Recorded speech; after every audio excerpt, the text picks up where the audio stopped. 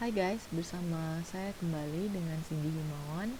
Hari ini saya akan bawakan topik tentang material management. Atau material management ini sebetulnya akan menangani untuk masalah purchasing atau pembelian ya. Jadi seperti yang kemarin kita sudah bahas bahwa proses yang di awal dilakukan oleh perusahaan biasanya sebelum melakukan proses produksi, atau misalnya untuk perusahaan-perusahaan yang kita sebut sebagai make to stock, tetap saja perusahaan itu akan mulai dari membeli raw material. Atau kalaupun perusahaannya adalah make to order yang harus menunggu customer order terlebih dahulu, tetap saja perusahaan juga akan mempersiapkan raw material sebelum adanya proses produksi. Oke. Nah, hal yang pertama yang kan kita pelajari adalah tentang enterprise structure ya. Jadi ada organizational structure yang akan digunakan di proses purchasing atau di modul MM. Yang pertama akan ada yang namanya company code. Oke. Di mana company code ini sebenarnya seperti yang sudah saya jelaskan, company code ini akan membedakan dari sisi apakah perusahaan tersebut berbeda secara legal pajak gitu ya. Jadi kalau di Indonesia kita sebutnya sebagai, kalau perusahaan ini memiliki NPWP sendiri, maka company code-nya akan terpisah. Oke, sorry saya miss. Jadi di awal harusnya kita punya kliennya di sini disebut dengan GBI karena satu perusahaan, satu holding misalnya gitu ya, kita sebut sebagai GBI. Oke, maka kliennya satu. Tapi kemudian secara company code-nya ada dua, yaitu US 00 dan DE 00. Karena yang satu perusahaannya di US, yang satu perusahaan di Germany, di mana masing-masing company ini memiliki legal pajak yang berbeda, makanya company code-nya juga akan berbeda. Kemudian akan ada organizational yang berikutnya adalah plan. Oke, plan ini secara mudahnya bisa kita sebut sebagai pabrik. Perbedaan kalau kita misalnya di Germany ada pabrik yang Hamburg dan Helder ya. Kemudian di US ada Plan Dallas, Miami, and San Diego. Oke. Kemudian untuk yang company code Australia dan Kanada itu juga ada plan juga di Perth, pabrik di Perth dan pabrik di Toronto. Oke. Itu tadi tentang plannya. Nah, di mana plan ini adalah organisasi logistik yang paling tinggi. Jadi nanti semua modul logistik akan menggunakan plan. Oke. Jadi untuk nanti di modul MM, di modul PP, di modul SD, itu di mana ada logistik artinya akan ada inventory, maka pasti akan menggunakan organizational plan. Oke. Kemudian yang spesifik lagi adalah jadi di bawahnya plan itu ada yang disebut dengan storage location, di mana storage location ini akan menunjukkan misalnya posisi gudang. Oke, di mana biasanya gudang ini juga akan dibedakan menjadi tipe-tipenya, apakah gudang raw material, gudang semi finished goods, gudang finished goods, kemudian ini adalah gudang untuk maintenance ya. Jadi storage location ini akan membedakan dari sisi gudang. Kemudian ada juga yang disebut dengan shipping point, di mana shipping point ini artinya adalah tempat pengiriman. Jadi sebagai titik pengiriman, jadi misalnya kalau ini akan dikirimkan dari Dallas, yang ini dikirimkan dari Miami, yang ini dikirimkan dari San Diego, itu disebut dengan shipping point. Kemudian untuk jadi sebenarnya untuk plan, storage location dan shipping point ini nantinya akan digunakan juga di modul SD, di modul sales, karena sebetulnya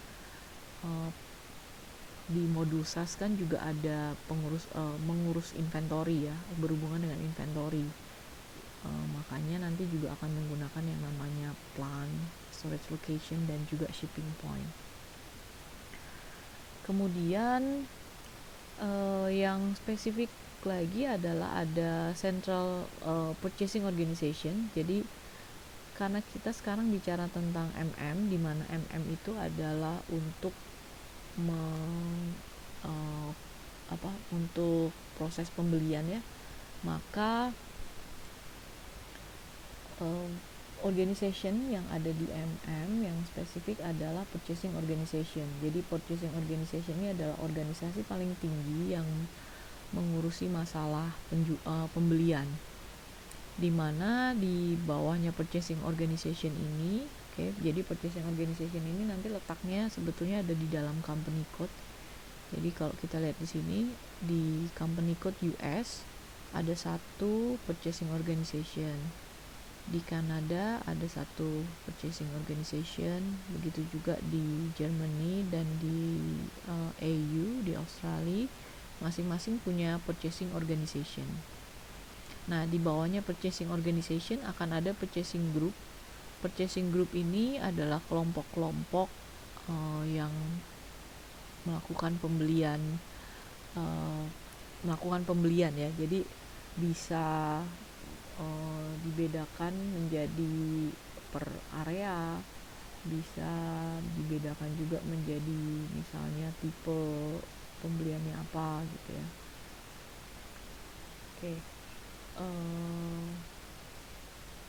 Sorry. Nah, misalnya juga bisa juga dibedakan. Kalau ini di sini contohnya hanya dibedakan menjadi wilayah, tapi bisa juga misalnya dibedakan purchasing group untuk pembelian raw mat, kemudian purchasing group untuk pembelian packaging, purchasing group untuk pembelian mesin, itu juga bisa dibedakan seperti itu. Itu kegunaan dari purchasing group. Jadi nanti masing-masing divisi purchasing ini bertanggung jawab terhadap produk apa sih yang akan dibeli. Ini sebetulnya sama seperti yang tadi, penjelasannya seperti yang tadi. Kemudian kita akan masuk ke master data.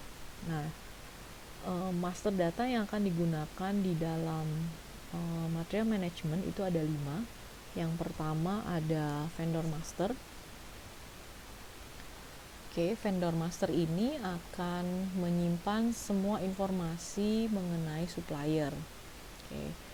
Ada namanya, ada alamat, ada tipe-tipe vendornya gitu ya. Kemudian di mana sebetulnya di vendor master ini secara general memang ada ini ya, nama, address, nomor telepon. Kemudian ada yang spesifik tentang data purchasing.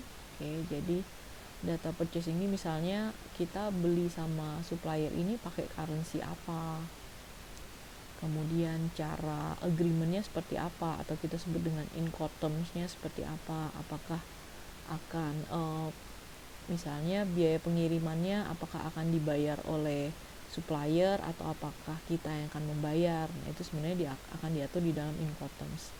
Jadi segala sesuatu data yang berhubungan dengan purchasing maka akan disimpan di dalam sheet atau di dalam view purchasing.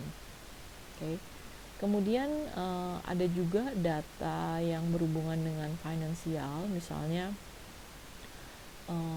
nantinya pembayarannya akan masuk ke rekening yang mana, dibayar dari kemudian akan masuk account pembelian yang mana gitu ya. Itu maka nanti akan diatur di vendor master. View-nya adalah yang view company code, karena akan berhubungan dengan finance. Jadi vendor akan memiliki 3 view ini ya, view general untuk data-data yang sifatnya general, kemudian ada view purchasing organization untuk menyimpan data-data yang berhubungan tentang pembelian. Kemudian ada view company code yang akan menyimpan data-data yang berhubungan dengan finansial. Oke. Kemudian master data yang kedua adalah material master. Oke, jadi semua produk akan disimpan di dalam material master. Oke, jadi material master ini tidak hanya bukan hanya raw material yang disimpan, tapi juga finished goods, aksesoris, packaging gitu ya. Pokoknya semua produk yang ada di sebuah perusahaan, datanya akan disimpan dalam material master. Sehingga material master ini adalah dikatakan sebagai komponen yang paling banyak digunakan di SAP, karena akan digunakan di modul SD, MM, PP, PM. PM ini modul asset maintenance ya, accounting dan QM. Jadi ini akan menyimpan banyak sekali datanya bisa macam-macam atau kita sebut sebagai view ya. Seperti yang di vendor tadi ada view, ada tipe datanya. Oke.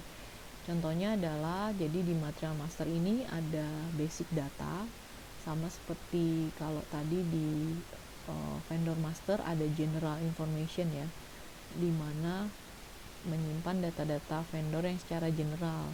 Nah, kalau basic data di material master berarti ini akan menyimpan data-data basic, contohnya nama material, description-nya gitu, kode material, description-nya gitu, itu termasuk dalam basic data.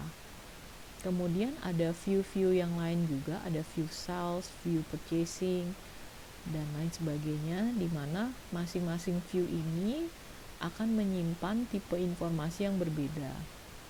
Contohnya kalau misalnya kita bicara tentang material master yang akan kita simpan adalah bentuknya sepedanya ya, jadi bicycle-nya. Kalau bicycle-nya kan artinya finished goods-nya, dimana kita akan menjual, sehingga material master-nya nanti akan memiliki yang namanya sales data. Oke. Karena nantinya semua data yang berhubungan dengan penjualan akan disimpan di dalam sales view. Untuk material-material yang tipenya adalah raw material, packaging ya, itu akan memiliki purchasing data karena produk-produk tersebut tidak dijual, sehingga produk tersebut tidak akan memiliki sales data, tapi akan memiliki purchasing data untuk menyimpan data-data yang berhubungan dengan pembeliannya. Nah, misalnya kalau perusahaan GBI ini adalah perusahaan yang retail, artinya bukan memproduksi sepeda, di mana dia hanya akan membeli kemudian menjual lagi, maka bisa saja material produk sepeda tadi, bicycle tadi, akan memiliki view sales dan juga view purchasing, karena sepeda tadi dibeli maka akan memiliki purchasing data, sepeda tersebut juga akan dijual maka memiliki sales data.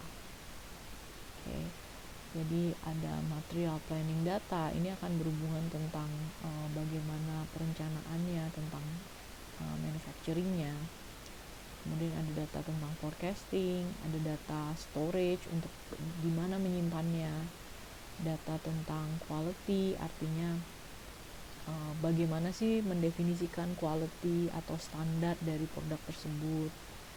Kemudian ada data accounting, tentu saja karena kita akan menyimpan, jadi value dari produk ini berapa sih.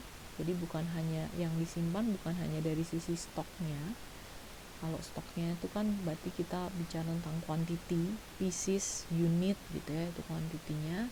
Tapi kalau dari sisi accounting, maka kita akan menyimpan dari sisi value-nya. Berapa rupiah sih, berapa dolar sih produk ini. Kemudian akan ada juga controlling data, di mana ini akan digunakan untuk melakukan analisis biaya, analisis profit juga bisa, itu disimpannya di dalam controlling data. Kemudian akan ada master data yang kita sebut sebagai purchasing information record, di mana purchasing information record ini sebetulnya adalah gabungan dari material master dan vendor master.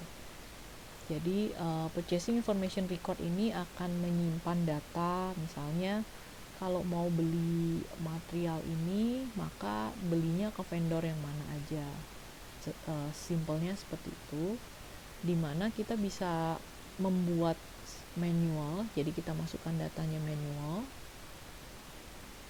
atau bisa juga kita ambil automatically dari quotation dan kontrak yang pernah kita buat sebelumnya,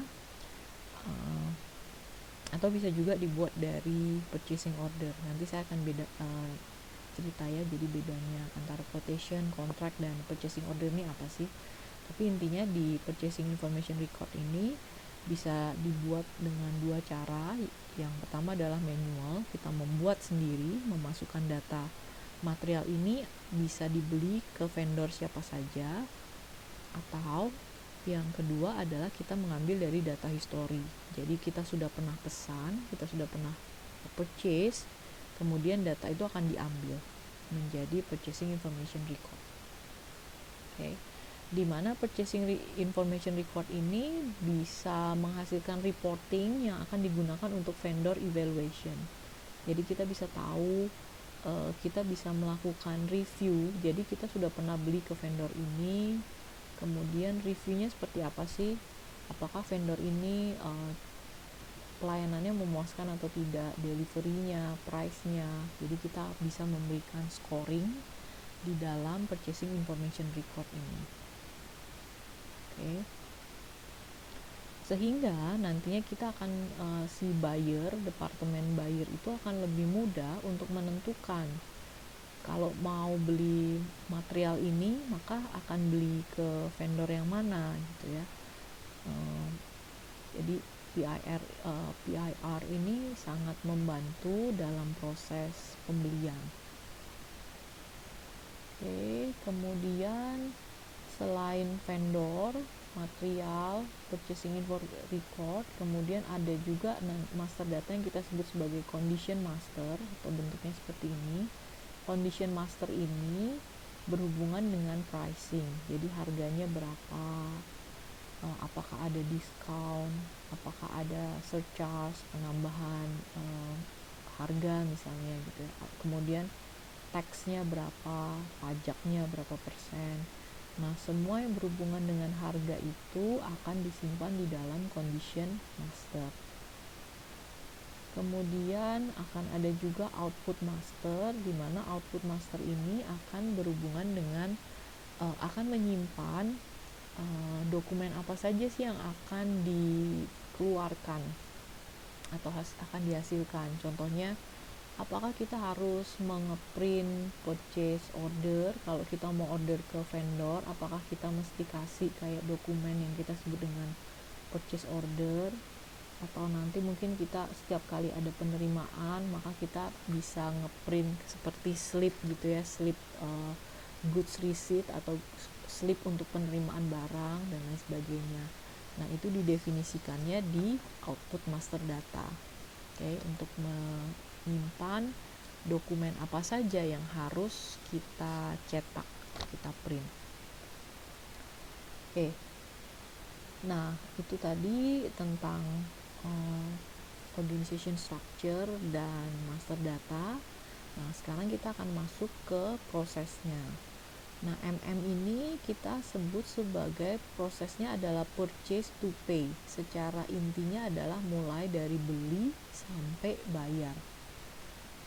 Atau sometimes kita sebut sebagai P2P. Oke, purchase to pay. Oke, jadi intinya sebenarnya prosesnya hanya itu aja. Gimana caranya mulai dari beli sampai ke kita membayar ke vendor. Oke, kita akan bahas. Nah, saya tidak akan masuk ke dalam slide-nya satu persatu, oke, tapi saya akan menyebutkan. Jadi sebenarnya slide yang ada di SAP itu saya ringkas ke dalam satu slide saja. Untuk secara detailnya nanti Anda bisa baca sendiri ya. tapi semua yang saya jelaskan itu sebetulnya ada di dalam slide. Oke. Proses yang pertama akan dimulai dari yang disebut dengan PR. Oke, PR ini adalah singkatan dari purchase requisition. Anda bisa, untuk lebih detailnya Anda bisa membaca di page 24, oke, di slide 24. Oke, di situ dikatakan bahwa purchase requisition itu sebetulnya adalah permintaan terhadap sebuah produk atau terhadap sebuah material. Jadi ketika ada kebutuhan terhadap material, maka kita akan membuat yang namanya purchase request. Oke. Jadi purchase request ini adalah permintaan dari internal. Jadi misalnya dari misalnya saya butuh spidol baru, maka saya akan membuat PR. Nah, artinya sebetulnya PR ini bisa dibuat secara direct atau kita sebut secara manual, karena misalnya ketika saya melihat saya butuh spidol, saya butuh saya misalnya butuh tisu gitu ya, atau biasanya sih memang yang direct ini lebih digunakan untuk material-material yang sifatnya pendukung gitu ya, bukan yang produk utama seperti raw material. Jadi permintaannya bisa jadi tanda kutip mendadak. Oke, mendadak atau occasional. Jadi misalnya tadi contohnya saya baru menyadari, oh ternyata ini spidolnya habis, oh ternyata ini bensinnya habis, oh ternyata ini apa sih produk apa yang habis gitu ya, sehingga yang sifatnya occasional itu biasanya PR-nya akan dibuat secara direct atau manual. Nah, tapi PR ini juga bisa dibuat secara indirect atau automatically. Oke. Dari mana automatically-nya? Yang pertama dari MRP. MRP ini singkatan dari Material Requirement Planning. Jadi di dalam Material Requirement Planning ini akan melakukan perencanaan. Jadi sudah akan dihitung kira-kira nanti butuhnya berapa sih. Contohnya kalau perusahaan GBI ini berarti akan menghitung kalau permintaan demand dari customer itu sepedanya sekian, mintanya 1000, maka kemudian akan dihitung komponen-komponennya berapa yang akan digunakan, sehingga jadi itu akan dihitungnya di dalam MRP, sehingga ketika MRP ini dijalankan, ketika Material Requirement Planning ini dijalankan, maka sistem akan menghitung tadi, mengambil forecasting data untuk forecasting customer demand-nya ya, permintaan customer-nya berapa, kemudian akan dihitung sehingga purchase request-nya pun akan terbuat secara automatically. Jadi misalnya tadi sudah tahu kalau kita rencana kalau dihitung, diprediksikan bulan depan itu ada permintaan dari customer sebanyak 1000 pieces, maka berapa raw material yang harus disediakan. Nah, itu akan dihitung di dalam MRP dan kemudian PR-nya akan tergenerate secara automatically. Oke. Nah, MRP ini biasanya akan digunakan lebih untuk ke produk-produk yang sifatnya adalah MTS, oke, atau make to stock. Untuk produk yang make to stock, maka PR-nya akan tergenerate dari MRP. Kemudian PR ini juga bisa berasal atau automatically generated dari modul SD, Sales and Distribution, atau lebih spesifiknya dari dokumen sales order. Oke, sales order ini adalah permintaan dari customer. Oke, jadi biasanya ini lebih digunakan untuk produk-produk yang sifatnya MTO murni. Jadi benar-benar nunggu ada customer order dulu, baru raw materialnya akan dibeli, atau kalau dalam kasusnya retail, maka finished goods-nya baru akan dibeli. Oke. Contohnya gini, kalau produk saya adalah misalnya saya akan membuat baju yang custom, maka saya akan menunggu ada customer order dulu atau sales order dulu. Ada customer yang bilang, oke, tolong buatkan saya baju yang modelnya ini dan bahannya ini. Maka setelah sales ordernya tersimpan, maka PR-nya akan otomatis terbuat. Oke, dimana PR-nya akan terbuat dengan kain apa saja yang harus saya beli untuk memenuhi permintaannya customer tadi. Oke. Atau bisa juga dalam kasus misalnya dalam case-nya perusahaan saya adalah retail, sehingga saya sebetulnya tidak memproduksi apapun, tapi saya menunggu pesanan customer, kemudian saya akan membelikan barang tersebut. Jadi contohnya misalnya tadi sama ada customer pesan baju, oke, tapi bajunya berarti tidak dibuat custom ya. Jadi customer pesan baju, kemudian kita mengorderkan ke vendor, oke, dengan tipe baju yang sama yang dipesan oleh si customer, itu juga bisa. Kemudian bisa juga PR itu akan terbuat otomatis dari modul production planning (PP), spesifiknya dari dokumen PRO atau kita sebut sebagai production order. Jadi production order ini bisa juga melakukan misalnya ketika ada proses produksi, kemudian jadi sistem akan menghitung berapa banyak raw material yang harus digunakan. Jadi memang biasanya yang namanya raw material itu akan dibeli terlebih dulu sebelum ada PRO. Artinya coba bayangkan masa setiap kali kita mau mau manufacturing gitu ya, mau memproduksi barang, kita mesti nunggu dulu barang dari vendor. Itu tentu saja akan membuat production kita jadi delay ya.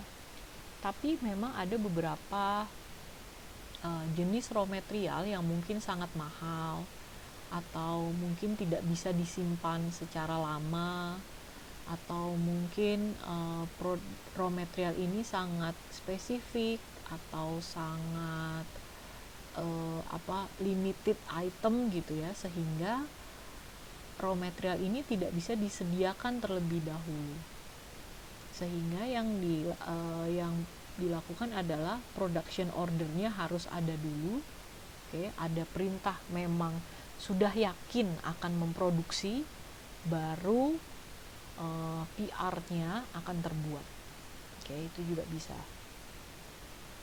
Oke, kemudian ada juga proses dari EAM, dari Enterprise Asset Management, dari modul Asset Management.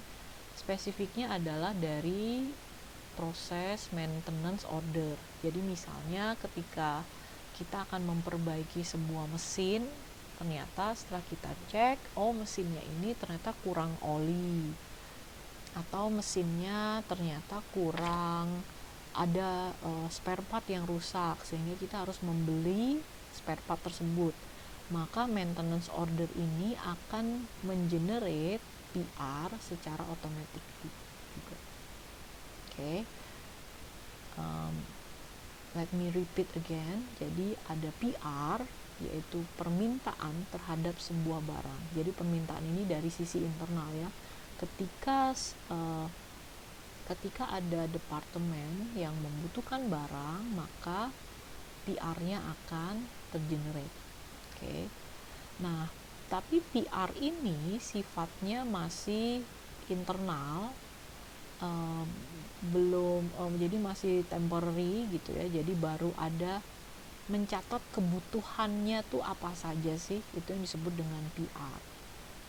Nah, kemudian setelah ada PR, kemudian berikutnya adalah kita akan ngecek. Jadi kita punya kebutuhan ini, kemudian kita harus bagaimana cara memenuhinya. Nah, itulah yang kita sebut sebagai requirement sourcing. Maka kita akan cari tahu source yang memungkinkan itu ada apa saja sih. Anda bisa detailnya baca di page 25. Oke. Nah, source yang pertama, sumber yang pertama adalah kita sebut sebagai internal sourcing. Jadi kalau ternyata perusahaan kita atau anak perusahaan kita bisa menyediakan material yang kita butuhkan, maka itu disebutnya sebagai internal sourcing. Contohnya misalnya Indomie gitu. Indomie itu kan mie-nya itu tepungnya disediakan oleh Bogasari, which is sebetulnya Bogasari itu anak company-nya Indofood. Kemudian di dalam mie ini juga ada minyak, which is minyak ini akan diproduksi oleh Bimoli, di mana Bimoli ini juga anak company-nya si Indofood. Nah, sehingga itulah yang disebut dengan internal sourcing. Jadi yang paling sebelum kita beli ke vendor lain, maka kita akan cari tahu dulu apakah perusahaan kita bisa, perusahaan atau anak perusahaan kita bisa memenuhi kebutuhannya atau tidak. Kalau bisa, ya maka internal sourcing yang akan digunakan terlebih dahulu. Kemudian akan ada yang disebut dengan source list.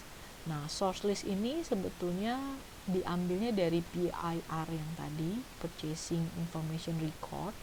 Jadi source list ini akan mendata vendor-vendor mana saja yang pernah kita jadi karena diambil dari PIR tadi ya, jadi kita bisa tahu kalau kita butuh material ini, maka vendor mana saja yang akan available. Oke, atau kita juga bisa ngecek vendor mana sih yang pernah kita beli sebelumnya, jadi dari data history gitu. Itu yang disebut dengan source list. Kemudian bisa juga kita akan mengecek apakah kita punya yang namanya outline agreement. Oke, outline agreement ini artinya apa? Kita akan mengecek ketika kita membutuhkan sebuah material, maka kita akan cari tahu apakah kita sudah pernah punya agreement dengan seorang vendor atau tidak. Kalau kita sudah punya agreement, ya tentu saja kita harus beli ke vendor tersebut. Nah, outline agreement ini tentu saja kenapa ada agreement? Tentu saja biasanya untuk pasti mutual symbolism gitu ya, di mana akan saling menguntungkan. Jadi biasanya dengan ada agreement kita bisa dapat harga yang lebih murah, kita bisa dapat prioritas pengiriman dan lain sebagainya. Makanya kenapa kita harus cek dulu apakah kita punya outline agreement dengan vendor atau tidak. Nah, outline agreement itu akan dibedakan menjadi dua. Yang pertama adalah kontrak, di mana kontrak ini sifatnya adalah kita cuman kasih tahu bahwa dalam satu periode tertentu, misalnya dalam waktu 1 tahun, maka kita akan mengorder material itu sebanyak berapa. Oke, bisa bentuknya pieces. Misalnya kita bisa bilang saya akan pesan tepung sebanyak 1000 kilo. Oke, atau saya akan pesan roda sebanyak berapa pieces. Atau bisa juga kontraknya dalam value. Artinya saya nggak tahu berapa piecesnya, tapi saya janji bahwa dalam periode 1 tahun saya akan beli sekian $1.000, sekian juta rupiah gitu ya. Jadi yang di state adalah value-nya, sehingga nggak peduli berapapun piecesnya nanti, yang penting dalam 1 tahun harus memenuhi kuota value-nya sekian. Oke, itu yang disebut dengan kontrak. Nah, kontrak ini jadi kalau tidak ada jadi kontrak ini belum ada jadwal pengirimannya. Berbeda dengan agreement yang sifatnya adalah scheduling agreement. Kalau scheduling agreement itu sudah lebih fix, di mana kita memang sudah punya agreement dengan vendor untuk tolong ya antar material ini setiap 2 minggu sekali atau setiap 1 bulan sekali gitu. Jadi schedule-nya sudah fix. Nah, Kalau tadi bedanya di kontrak hanya state tentang value atau quantity, jadi bisa saja kalau misalnya saya perjanjiannya dalam waktu 1 tahun dari Januari sampai Desember, kalau di kontrak yang penting bisa saja saya melakukan transaksinya di Desember, langsung saya penuhi semua nilainya, bisa saja. Yang penting dalam periode 1 tahun kontrak itu nilainya terpenuhi.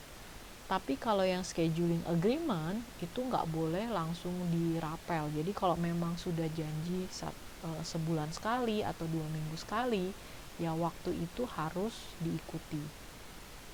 Oke, itu yang disebut dengan outline agreement.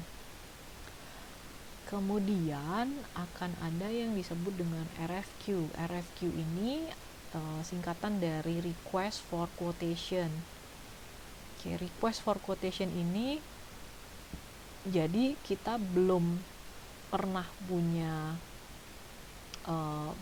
membeli ke vendor, belum pernah punya perjanjian, jadi kita biasanya baru mulai cobain apakah bisa kalau kita transaksi dengan vendor ini. Maka kita akan meminta vendor tersebut untuk membuat yang namanya RFQ. Jadi kita minta mereka, tolong dong buat penawaran, saya butuh barangnya ini, saya butuh berapa pieces, maka apa sih yang bisa kamu tawarkan, itu yang disebut dengan RFQ. Oke, jadi ketika kita punya kebutuhan tadi, kita punya PR, maka PR itu kemudian akan kita tentukan sourcingnya akan dari mana, apakah dari internal sourcing, source list, outline agreement, atau dari RFQ. Oke.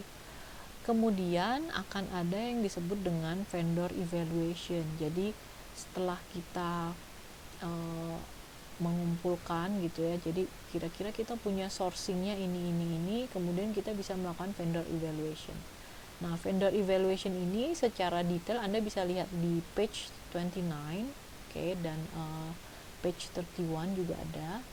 Nah, jadi secara proses ya biasanya seperti ini, ada purchase requisition, kemudian ada RFQ tadi ya, yang RFQ ini jadi sudah tahu kebutuhannya apa di dalam purchase requisition, kemudian purchase requisition mengenerate yang disebut dengan RFQ, artinya kita minta si vendor untuk memberikan penawaran.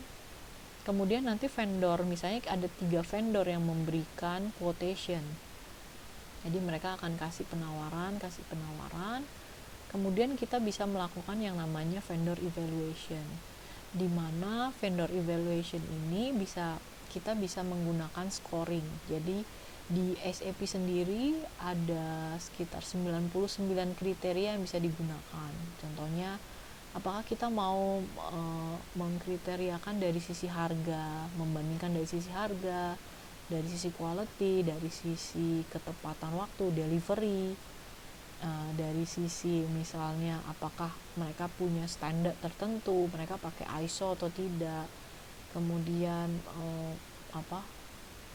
reputasi perusahaannya seperti apa, apakah mereka sudah pakai teknologi atau belum gitu. Jadi kriterianya ada banyak macam yang bisa dipertimbangkan. Nah, itu sebetulnya bisa dilakukan juga di dalam SAP secara otomatis. Kita tinggal memasukkan scoringnya. Yang pertama menentukan kriterianya dulu tadi, menentukan kriterianya mau price, quality, dan lain sebagainya.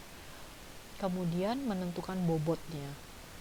Jadi mana sih yang paling penting antara price dengan delivery? Oke, jadi kita akan tentukan misalnya untuk produk-produk yang memang esensial, misalnya untuk raw material yang memang misalnya untuk sepeda raw materialnya butuh wheel, butuh chain lock misalnya gitu. Jadi memang komponen utamanya biasanya pertimbangan utamanya adalah quality dibandingkan price. Oke, yang penting quality-nya bagus, delivery time-nya bagus, maka price-nya mungkin pertimbangan atau bobotnya jadi bobot ketiga. Sebaliknya, untuk produk-produk yang sifatnya sekunder, contohnya misalnya butuh karet gelang. Karet gelang itu mungkin bisa jadi ya yang penting harganya murah gitu ya, tepat waktu misalnya, atau ya oke, harganya dulu yang paling murah, kemudian quality-nya. Karena sebetulnya karet ini tidak terlalu esensial, karena termasuk tadi produk secondary product. Kemudian, nah, setelah evaluation dilakukan, maka kalau vendor itu tidak terpilih, maka akan dimasukkan ke dalam, maka kita akan memberi yang namanya rejection letter. Jadi bukannya digantungin gitu ya, nggak dikasih info, tapi akan ada rejection letter yang bisa kita berikan kepada vendor tersebut dan explaining kenapa sih kita nggak memilih mereka gitu. Jadi walaupun tidak terpilih, tapi tetap menjaga hubungan baik dengan vendor. Nah, sedangkan untuk vendor yang terpilih, maka akan dibuatkan yang namanya PO. Oke. Jadi akan masuk, kalau yang berhasil, maka akan masuk yang disebut dengan PO atau purchase order. Nah, kalau tadi bedanya, purchase requisition hanya mencatat needs-nya apa, sehingga itu bisa saja belum fix. Jadi bisa saja hanya bilang pokoknya saya butuh spidol, tapi spidolnya merek apa mungkin belum di state.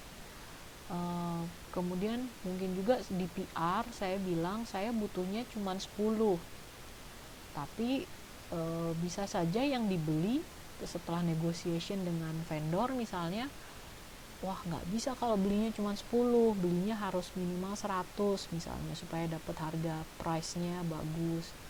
Nah, semua yang fix itu dicatat di dalam purchase order.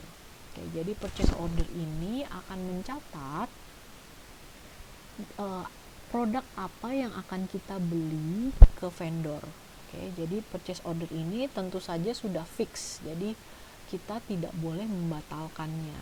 Kalau PR tadi karena sifatnya masih internal, kalau diganti atau dibatalkan masih boleh.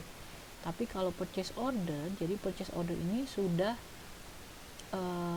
dokumen formal yang kita berikan kepada vendor yang akan mencatat produk apa saja yang akan kita beli, berapa kuantitinya, termasuk berapa harganya, price-nya, dan juga delivery-nya, kapan, scheduling delivery-nya kapan sih, janjinya kapan sih akan diantar, atau gengnya kapan sih akan nyampe gitu ya. Jadi ada di purchase order ini secara utama ada 4 tadi ya, beli ke vendor siapa, materialnya apa, kemudian kuantitinya berapa banyak, price-nya berapa banyak, dan juga delivery-nya kapan. Oke, date-nya kapan. Sorry, ada 5 ya. Oke. Kemudian setelah purchase order dibuat, maka akan melakukan notification terhadap vendor. Oke, kita akan kirim PO-nya ke vendor. Kirim PO-nya bisa manual, artinya bisa lewat email, bisa lewat misalnya lewat kurir, kita kirim dokumen manual juga bisa, atau bisa juga untuk perusahaan-perusahaan yang memang sudah sama-sama pakai SAP, PO-nya ini bisa juga dikirimnya secara otomatis. Jadi ada system to system communication, sehingga jadi kalau kita order misalnya dari Unilever order ke, atau tadi dari Indofood order ke Bogasari, nah itu kan sama, karena sama-sama sudah pakai SAP, maka PO-nya bisa dikirim otomatis lewat SAP juga. Oke, itu disebut dengan notify vendor. Kemudian akan ada vendor shipment. Oke, jadi ada vendor shipment, diantar, kemudian akan setelah diantar, kemudian barangnya nyampe ke gudang kita. Oke, nah selama dalam proses perjalanan, selama barang itu sampai di depan pintu gudang, oke, secara stok kita belum bertambah. Oke, artinya walaupun barang itu sudah on the way ke gudang kita atau bahkan sudah nyampe di gudang kita, tapi secara kalau dicek secara stok, sebetulnya stok kita belum nambah. Kenapa? Karena kita belum melakukan yang disebut dengan goods receipt. Oke, goods receipt, penerimaan barang. Jadi kalau belum dilakukan goods receipt, maka stok kita juga masih ada di sini ya, masih ada di depan pintu gudang kita. Oke, biasanya akan dilakukan pengecekan dulu apakah sesuai dengan PO-nya, kuantitinya, materialnya benar atau tidak, kuantitinya benar atau tidak, kualitasnya bagaimana. Biasanya akan dicek terlebih dahulu sebelum dilakukan goods receipt. Oke. Nah, kemudian ketika melakukan goods receipt, ketika jadi ada proses goods receipt. Oke. Nah, proses goods receipt ini, proses goods receipt ini akan impact-nya akan membuat yang namanya material document. Oke, jadi yang pertama ada material document, di mana material document ini, ketika material dokumen ini akan mencatat ada material apa saja sih yang diterima, kemudian berapa kuantitinya gitu ya, dan itulah yang akan menyebabkan stok kita akan bertambah. Oke, jadi ini ya, impact yang pertama ketika kita melakukan goods receipt adalah material dokumennya terbuat. Yang kedua, stok kuantitinya jadi terupdate. Nah, itu kan dari sisi piecesnya. Kemudian jangan lupa bahwa ERP memungkinkan adanya integrasi, sehingga ketika stok kuantitinya bertambah, harusnya secara accounting, secara finansial, accounting dokumennya juga harus terbuat, atau kita sebut sebagai jurnal ya, jurnalnya juga harus terbuat, di mana jadi nantinya bukan hanya secara pieces yang bertambah, tapi juga secara nilai barangnya. Jadi kalau misalnya kita bilang kita beli 1000 pieces roda, di mana satu buah rodanya ini harganya misalnya $1, oke. Sehingga ketika kita melakukan goods receipt, stok kita bertambah 1000 pieces, dan secara accounting kita juga akan bertambah, nilai inventorinya akan bertambah sebesar $1000. Oke, jadi kalau kita lihat di jurnalnya, debitnya, nilai inventorinya akan bertambah di debit sebesar $1000, karena tadi ya 1000 pieces dikali dengan $1. Oke, jadi debitnya akan bertambah di inventory. Kreditnya, lawannya kita sebut sebagai GRIR. Oke, GRIR ini singkatan dari goods receipt, goods receipt, invoice receipt. Jadi GRIR ini sebetulnya adalah temporary account, yang kegunaannya sebenarnya hanya sebagai temporary account. Jadi maksudnya gini, harusnya ketika inventory kita bertambah, sebetulnya harusnya kreditnya adalah uang ya, karena kita kan kalau barangnya nambah, kita beli, maka barang nambah, uang kita berkurang, maka harusnya secara kredit uang yang berkurang. Jadi di sini harusnya inventory kreditnya adalah uang, cash atau bank. Nah, tapi kan kenyataannya adalah kita sebetulnya tidak langsung membayar, bahkan kita sebetulnya akan berhutang dulu kepada vendor, sehingga kita tidak boleh mencatat ini langsung sebagai cash atau bank. Sehingga, nah artinya harusnya kreditnya ini adalah hutang ya, atau kita sebut sebagai account payable.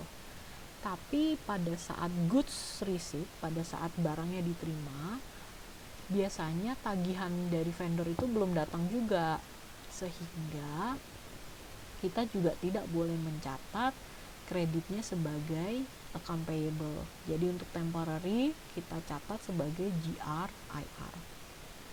Oke. Kemudian impact berikutnya, ketika ada goods receipt, maka purchase order statusnya akan berubah. Maka sekarang jadi PO-nya ketika pertama terbuat statusnya masih open ya. Kemudian setelah ada goods receipt, maka sekarang PO-nya statusnya adalah sudah receipt. Oke. Nah, walaupun goods receipt ini bisa jadi dilakukan secara parsial, artinya bisa saja kalau kita pesan purchase ordernya 1000 pieces, bisa jadi goods receipt-nya hanya 700 pieces karena mungkin ketersediaannya baru ada 700. Artinya nanti purchase order statusnya pun akan mengikuti apakah full complete atau baru partial receipt. Itu bisa diupdate di purchase ordernya ketika kita melakukan goods receipt. Kemudian ketika kita melakukan goods receipt juga kita bisa mencetak dokumen atau mencetak output ya. Bisa bentuknya adalah GR slip, penerimaan barang, atau pallet label. Pallet label itu berarti yang di code gitu ya, dikasih kode satu-satu untuk material yang akan masuk ke warehouse kita, maka kita akan kasih labeling satu-satu. Itu bisa dicetak ketika kita melakukan proses goods receipt. Oke. Nah, sorry I missed something that harusnya proses goods receipt ini akan dilakukan di dalam dokumen yang namanya inbound delivery. Oke, jadi sebetulnya goods receipt ini kan dilakukannya adalah ketika barang itu sampai, kemudian kita akan membuat goods receipt. Nah, sebetulnya ketika sebelum terjadi goods receipt, kita akan membuat yang namanya dokumen inbound delivery. Oke. Dokumen inbound delivery ini digunakan untuk, jadi kalau tadi purchase order itu kan yang membuat adalah bagian purchasing ya. Jadi orang purchasing atau yang kita sebut sebagai purchasing group akan membuat purchase order yang akan diberikan ke vendor. Nah, kemudian ketika vendor bilang oke, barangnya dikirim, maka si orang purchasing akan membuat dokumen yang namanya inbound delivery. Oke, di mana inbound delivery ini sebetulnya adalah perintah kepada warehouse untuk menyiapkan bahwa siap-siap ya akan ada barang yang akan datang. Oke, jadi saya ulangi, inbound delivery itu adalah dokumen yang dibuat oleh orang purchasing sebagai perintah kepada orang warehouse supaya orang warehouse bisa mempersiapkan kedatangan barang. Oke, jadi sehingga ketika barang itu datang, proses goods receipt-nya bisa langsung dilakukan dengan baik. Oke. Kemudian setelah goods receipt, artinya barangnya sudah diterima ya, jadi akan ada yang namanya invoice receipt, artinya si vendornya akan kirim kirim tagihan, oke, dimana ketika kita sudah menerima tagihan dari vendor, maka sekarang kita bisa mencatat AP-nya atau account payable atau hutangnya sudah boleh dicatat. Maka yang tadinya di sini ada GRIR, sekarang tadinya di kreditnya GRIR-nya, maka sekarang akan didebitkan supaya ini hilang.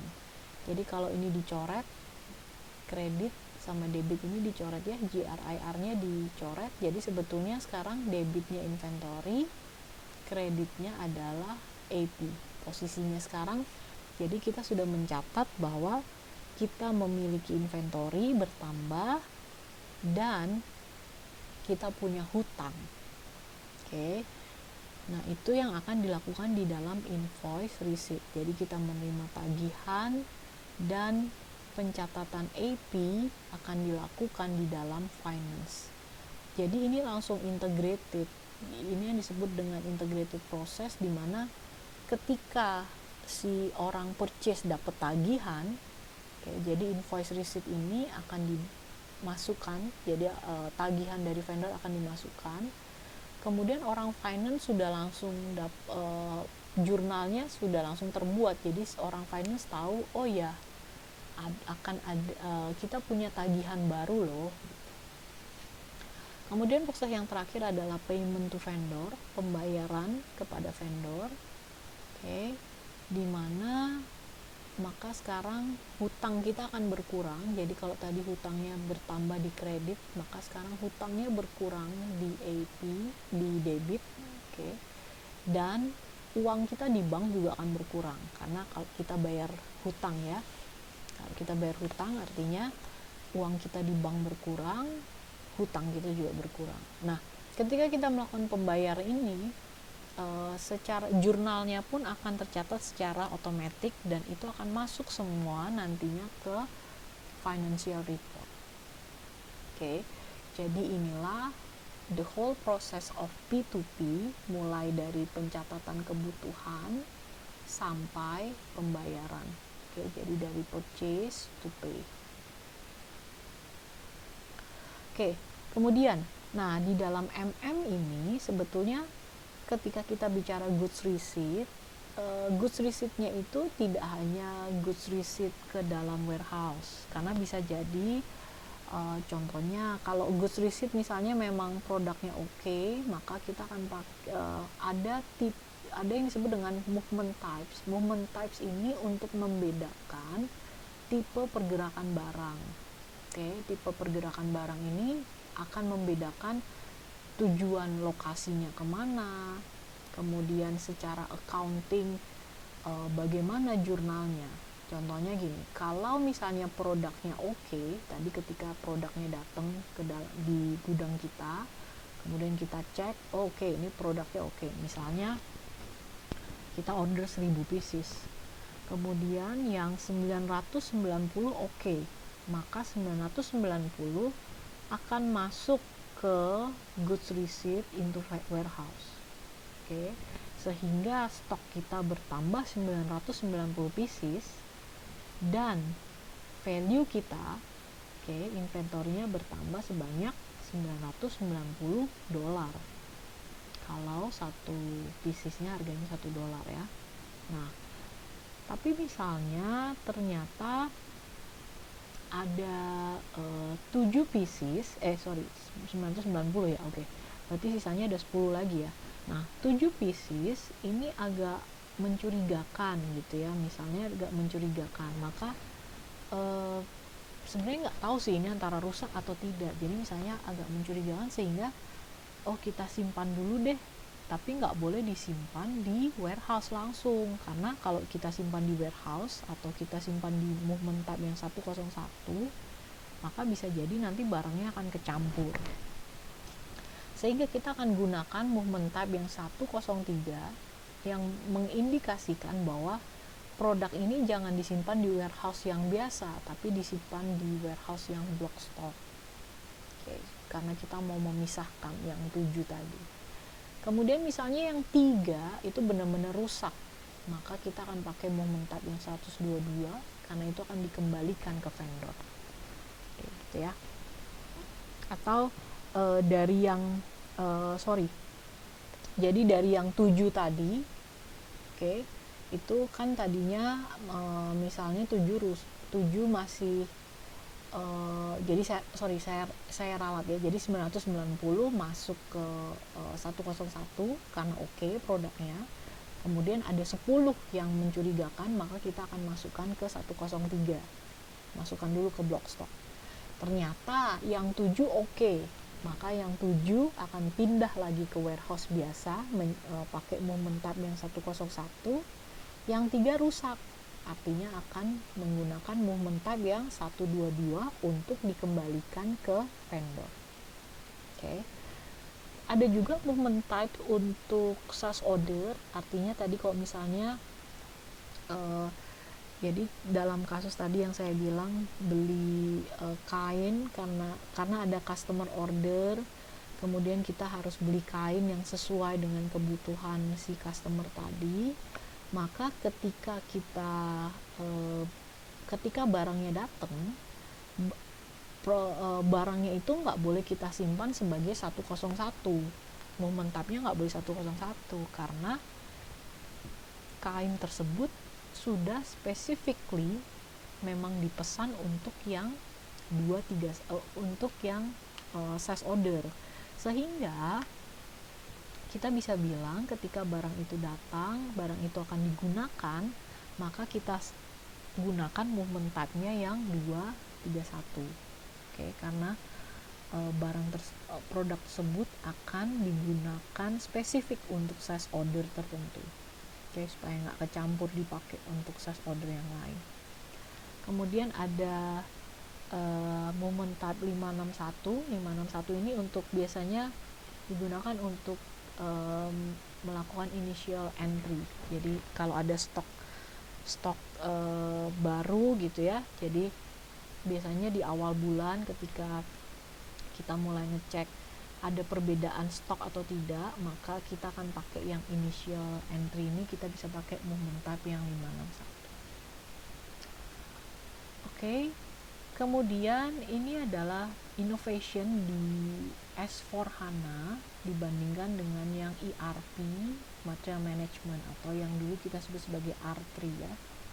Jadi mungkin buat kalian tidak terlalu signifikan karena kalian kan benar-benar begitu belajar langsung S/4HANA ya. Jadi that's why sebetulnya saya tidak terlalu menekankan ini, karena ya sebenarnya yang sekarang kalian pakai ya itulah yang S/4HANA. Oke, jadi but this is good at least untuk informasi Anda saja bahwa sekarang ada transaksi baru, misalnya. Jadi kalau dulu itu yang namanya customer, vendor, dan contact person itu semua ada macem-macem, tiketnya ada berbeda sendiri-sendiri, tiket untuk customer beda, tiket vendor beda gitu. Sekarang dijadikan satu. Supaya apa? Supaya datanya lebih simple, memorinya lebih ringan, sehingga bisa diakses lebih mudah di mobile gitu ya. Kemudian material code, tadinya itu material code, material number-nya, material number ini tadinya hanya 18 karakter, sekarang bisa diperpanjang menjadi 40 karakter, sehingga artinya kombinasi material number kita bisa lebih banyak. Kita bisa menyimpan data-data yang kita inginkan di material number tadi, bisa variasinya bisa jadi lebih banyak. Oke. Untuk yang berikutnya Anda bisa baca sendiri, Anda mungkin nggak perlu menghafalkan, tapi at least Anda tahu saja, cukup Anda baca. Mungkin memang agak sulit untuk dimengerti, tapi ya makanya menurut saya it's okay kalau Anda hanya membaca dan just for information saja, jadi tapi nggak perlu Anda hafalkan, karena toh anyway Anda memang sudah langsung menggunakan yang S/4HANA. Tapi kalau misalnya nanti Anda akan menjadi konsultan, mungkin Anda perlu juga tahu informasi ini, sehingga Anda bisa menjelaskan ke klien tentang apa sih bedanya S/4HANA dengan function yang ada di SAP ERP R3. Okay, that's all for this topic. Thank you.